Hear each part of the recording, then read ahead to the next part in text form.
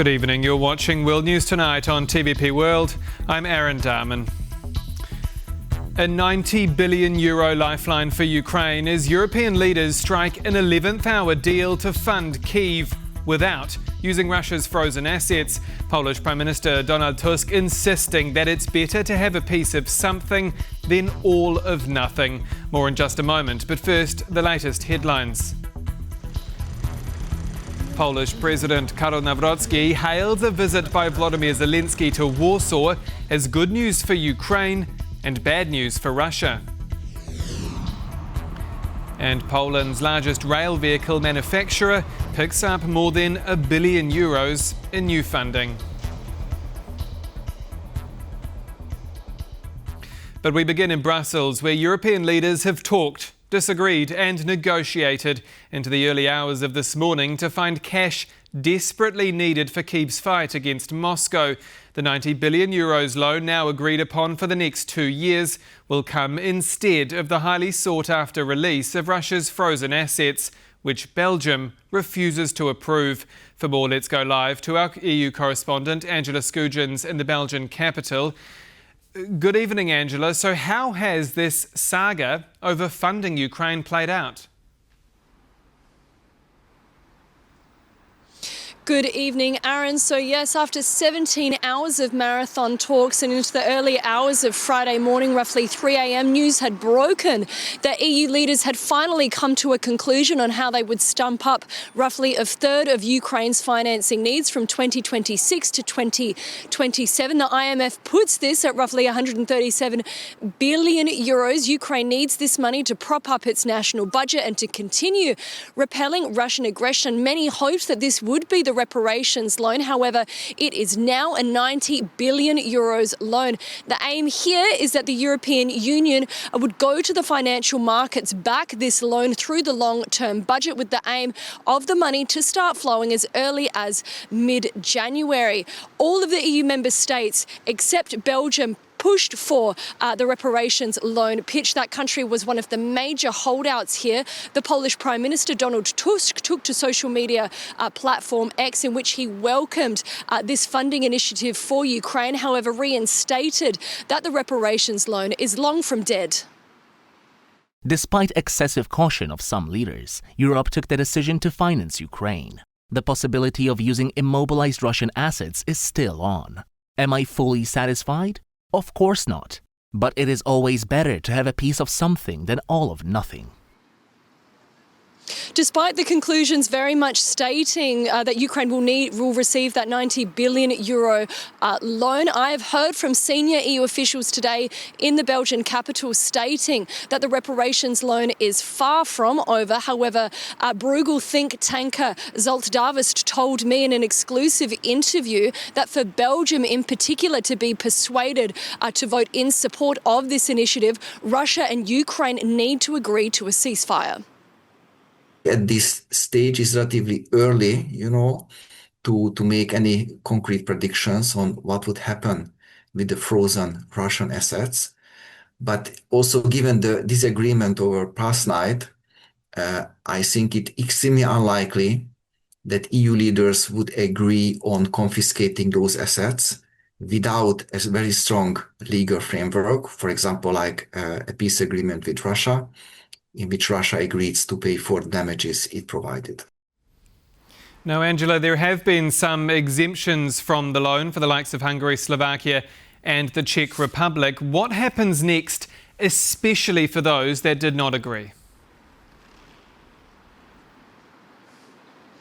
Yes, that's a great question. So the Czech Prime Minister designate, Andrej Babiš, the Hungarian Prime Minister, Viktor Orban, and Slovak Prime Minister, Robert Fico, all abstained from endorsing that €90 billion loan for Ukraine. They didn't veto it, so it has not been torpedoed, but they've received a carve-out, meaning that they will not be impacted by those financial implications. But the experts that I've spoken to state that the 24 are most likely to remember this. This could play out that through future budgetary negotiations, they may not give environmental subsidies or plastic levies to these EU countries out of retaliation. We know that there are major fights ahead when it comes to divvying up this big bundle of cash. But a bigger question here is the consequences for the European Union as a whole. We know that on the day of this consequential vote, The Guardian published an investigation in which they found that senior Belgian financial institution figureheads as well as politicians were most likely the target of an intimidation campaign by the Kremlin. TVP World spoke to the former Latvian defense minister who highlighted the impact of this as well as Russia's actions and how they're potentially interpreting the failed reparations loan.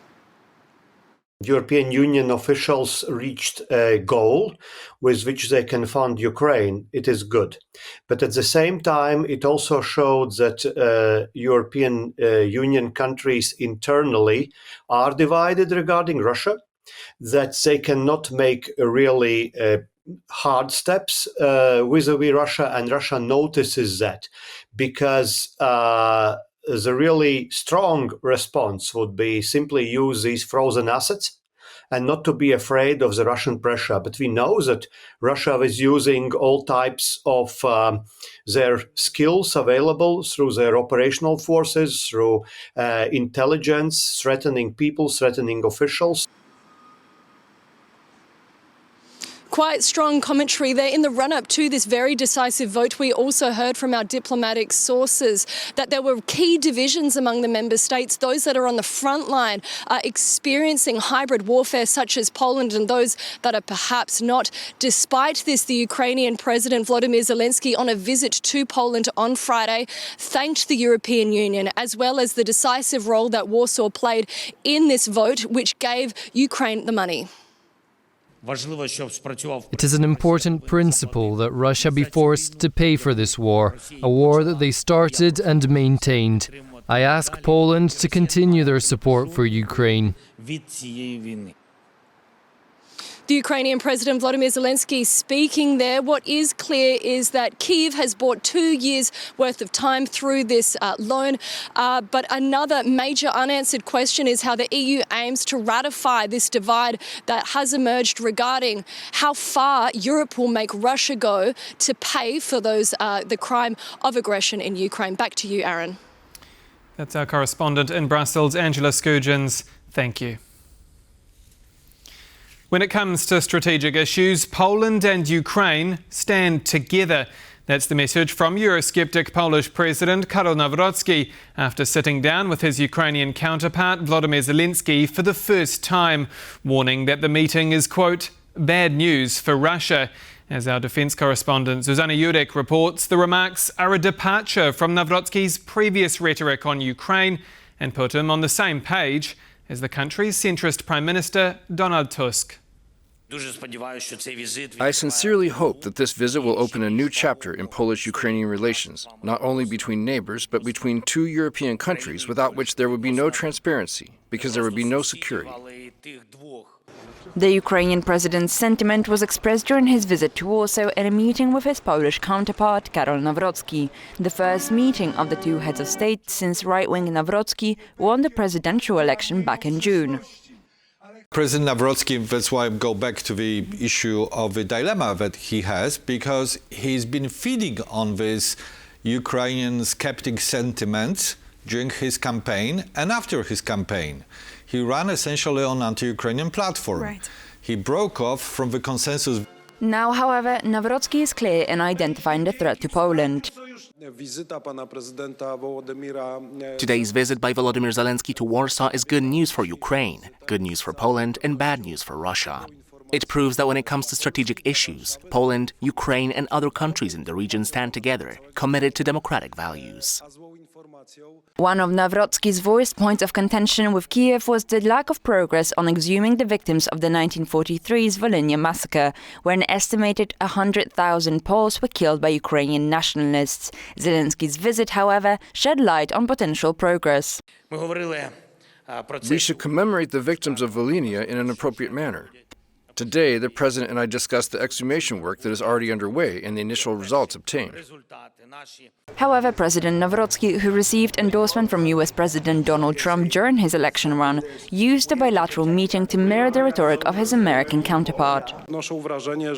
Poles feel that our efforts and our multidimensional support for Ukraine after the start of the full-scale invasion have not been properly appreciated. This was one of the topics of our discussion with the President. Despite the occasional disagreement, the Polish and Ukrainian leaders have ranked strategic and defensive cooperation at the top of their mutual list of priorities. Ukraine offers Poland consultations on anti-Russian protection, and we are willing to continue this dialogue with Poland as it pertains to defense against Belarus and Russia, as well as cooperation on maritime security. So after those difficult discussions with President Nawrocki, Zelenskyy moved on to meet with Donald Tusk, which seems less of a challenge given that Donald Tusk seems to be seeing more eye-to-eye on many issues with Zelenskyy. During these discussions, the Polish Prime Minister also emphasized the need to maintain steadfast support for Ukraine. Though our history is complicated, the current issue is simple. Ukraine is fighting for its independence, and Poland's independence would be threatened if Ukraine fell. So, first of all, we are allies. Ukraine is fighting on the front lines, and we support them with all our might. As experts note, this rare occasion where the right-wing president and the centrist ruling government speak with a united voice shows. I think there is this awareness among European societies and also European political class that that being pro-Russian is something completely off the table right now. That this is against our core interests. For TVP World, Zuzanna Jurek. Moving to Russia now, and Vladimir Putin is insisting that the ball on Ukraine peace talks is back on the West's side of the court. President Putin also taking aim at NATO chief Mark Rutte in his annual end-of-year press conference held as officials from both Kyiv and Moscow meet with the United States to hash out an end to the Kremlin's full-scale invasion. Natalia Komarov has more. Russian President Vladimir Putin, referring to ongoing peace efforts for Ukraine initiated by his US counterpart Donald Trump, insisted on placing the responsibility on the West. The ball is entirely on the side of our Western opponents, so to speak, primarily the leaders of the Kyiv regime and, above all in this case, their European sponsors. We are ready for both negotiations and a peaceful resolution to the conflict. Appearing at his annual end-of-year conference on Friday, Putin made multiple remarks regarding Ukraine. He suggested he could consider a short ceasefire if Kyiv held elections, while again falsely accusing Volodymyr Zelenskyy of being an illegitimate leader, even though between the two, only Zelenskyy was democratically elected. His words come as Kremlin negotiator Kirill Dmitriev is on his way to Miami to meet with U.S. Special Envoy Steve Witkoff and Trump's son-in-law Jared Kushner. But first, the two are speaking with the Ukrainian team already there. They're getting close to something, but I hope Ukraine moves quickly. I hope Ukraine moves quickly because Russia's there. And, every time they take too much time, then Russia changes their mind. 27,000 soldiers were killed last month. Think of that. Putting the responsibility for ending the conflict on Ukraine is also false. Ukraine was a neutral nation with no aggressive intentions when Russia launched its full-scale invasion. And for this reason, NATO member states bordering Russia and Belarus fear Trump's push for a peace deal, which could embolden Moscow to continue its imperialist plans. This plan of Putin has been published already by President Putin in 2007, so many years ago, during the Munich Security Conference.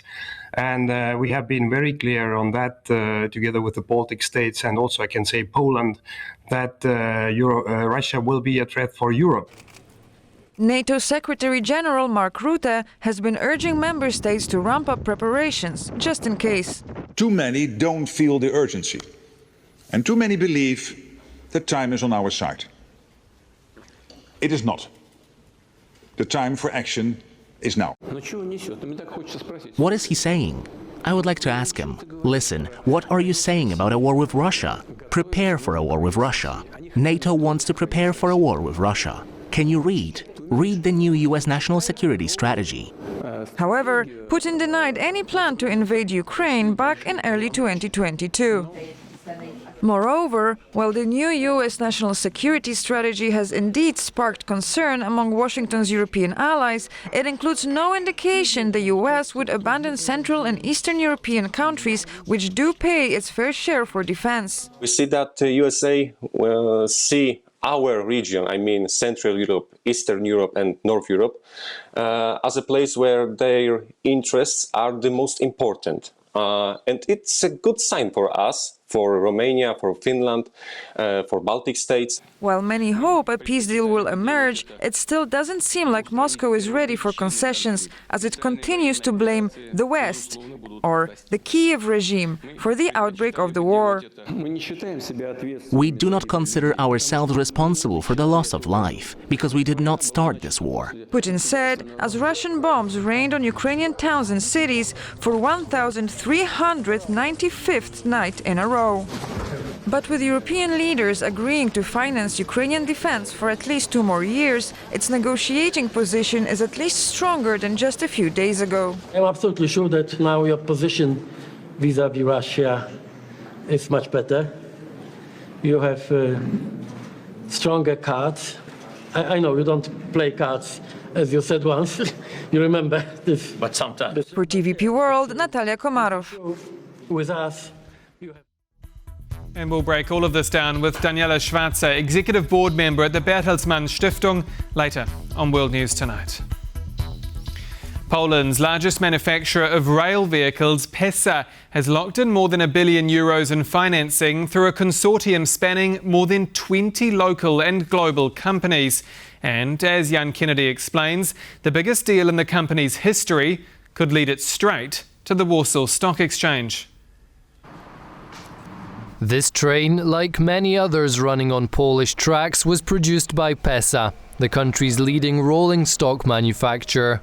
This week, the company owned by the state-run Polish Development Fund, PFR, signed the biggest deal in its 174-year history. Polish Development Fund Vice President Mikołaj Raczyński welcomed the agreement, calling it a key milestone for the company's future growth. PESA Bydgoszcz has signed the largest strategic long-term financing agreement in the company's history, worth up to €1.6 billion.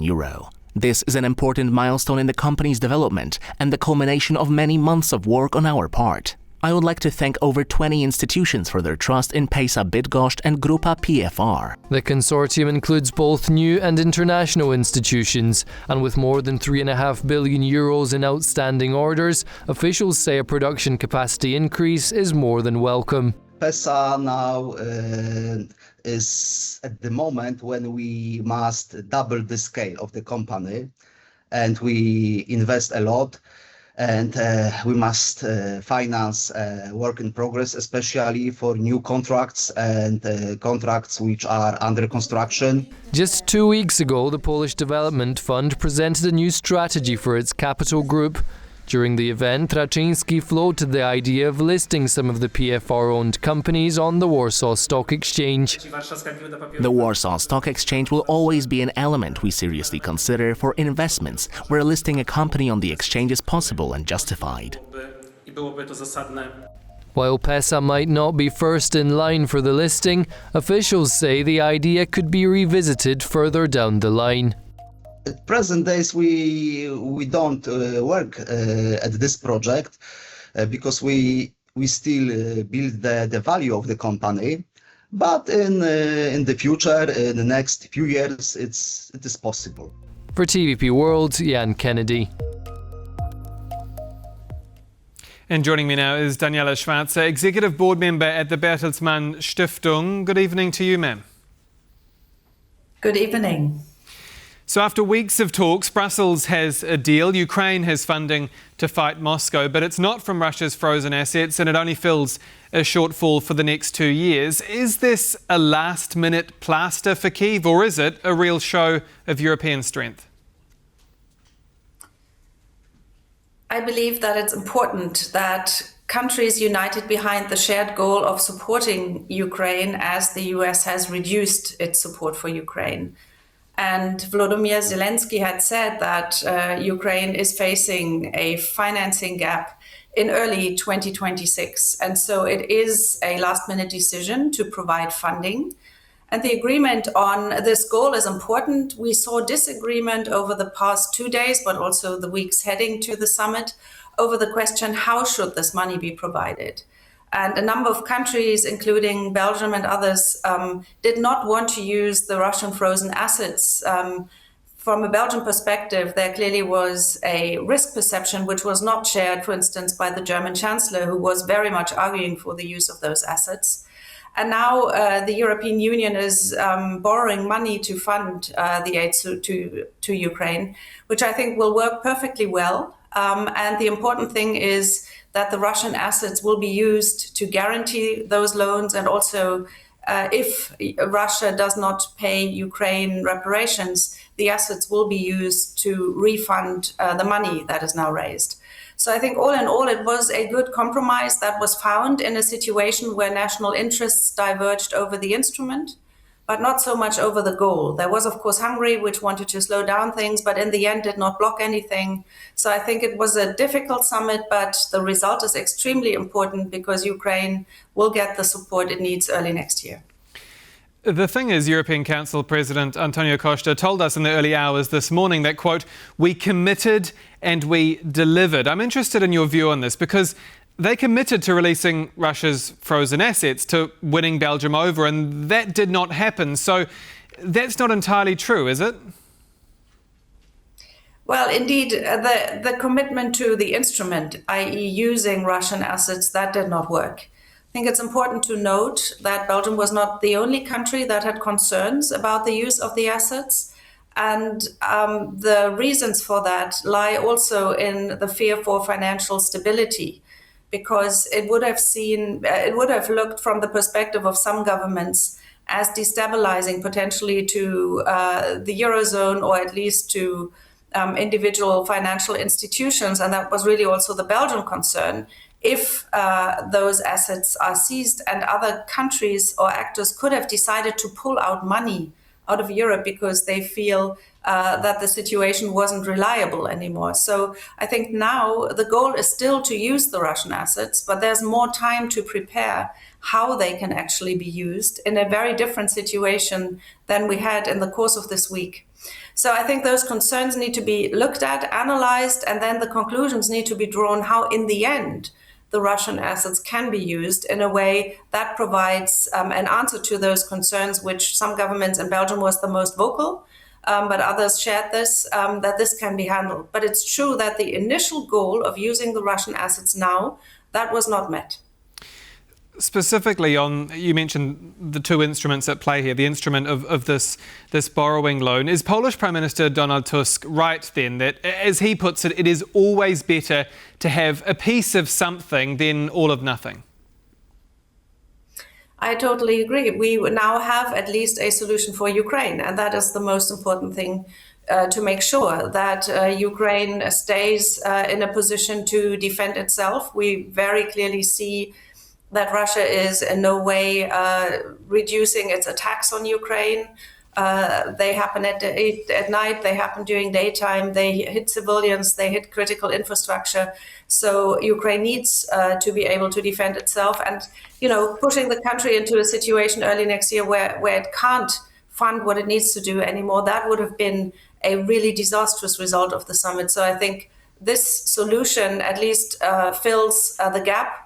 And the question how to deal with Russian assets and how to make Russia pay for the damage it causes, this can now be dealt with more time. But of course, it remains a big question how those billions of euros of Russian money can actually be used. What about Russia in all of this? Because German Chancellor Friedrich Merz, he says this $90 billion loan sends an unequivocal message to Moscow. But given that the intention was to release those frozen assets, that did not happen, will Vladimir Putin really be looking at the past 24 hours in Brussels and going, OK, well, I need to be more careful. Europe and Ukraine are stronger than I thought, especially because, and I have a quote here from the Kremlin's top economic negotiator, Kirill Dmitriev, saying, look, the law and common sense have won a victory.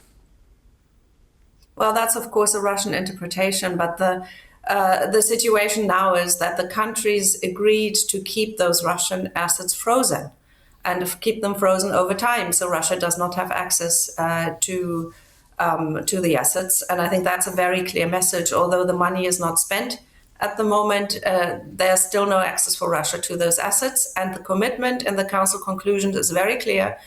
Once the loans have to be refunded, unless Russia can be pushed to pay reparations, then it will be the assets that can be used to cover the credits. And I think that is the important message that goes out today. And the Russian interpretation which you gave, to me, seems very typical from Moscow's perspective, but my interpretation here is very different. Now, speaking of Friedrich Merz, he pushed hard against the common EU borrowing. He campaigned for this reparations loan. Of course, so did Ursula von der Leyen, saying there was no other alternative. You mentioned that rightly so, that these frozen assets are permanently frozen, and that happened in the last few days as well. But does this workaround shoot any future efforts in the foot to release those assets? Because next time there's a standoff, can leaders just say, well, common borrowing works too?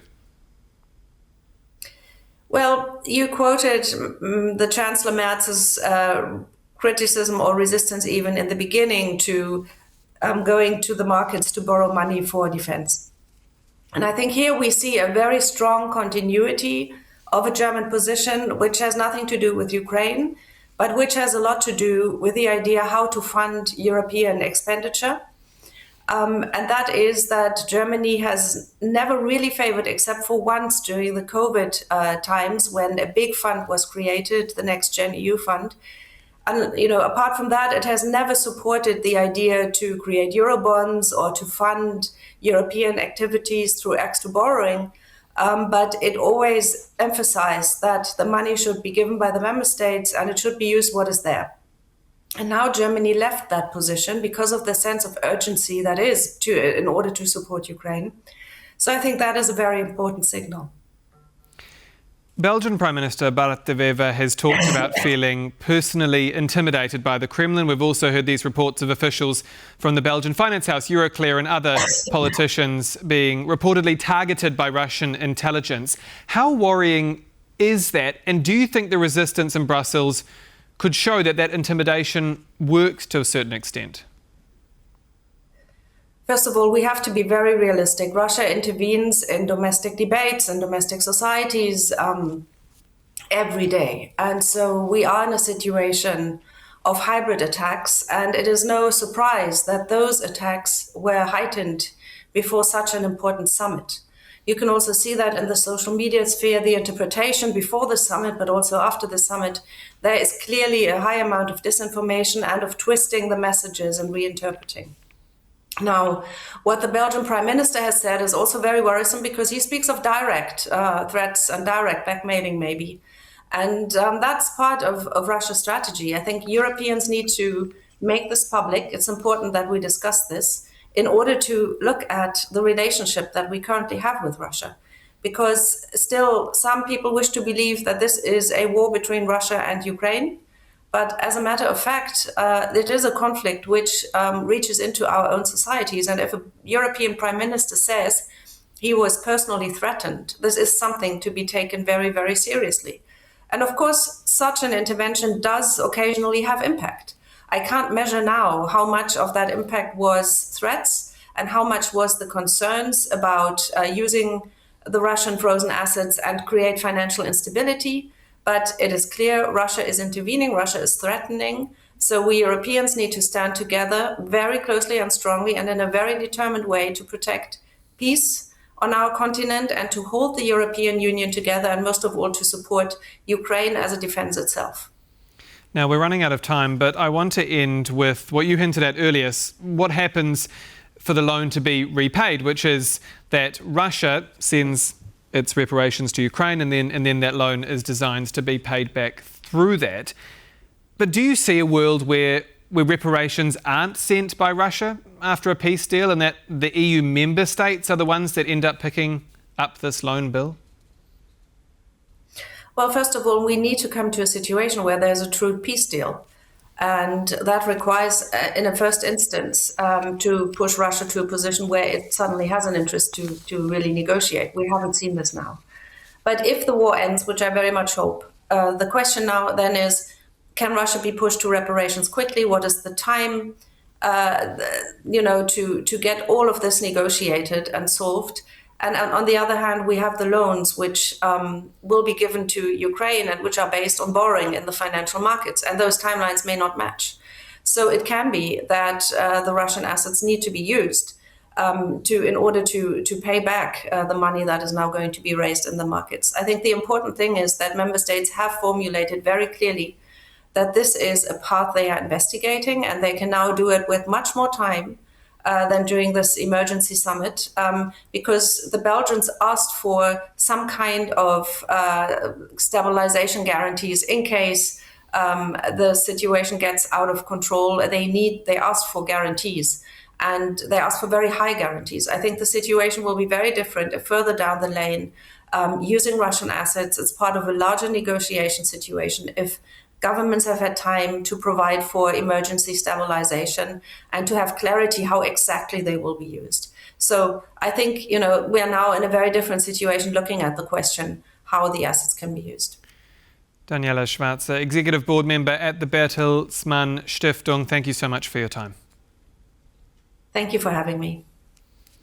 And that's all for World News tonight. Do stay with us here on TVP World for more. I'm Aaron Darman. Good night.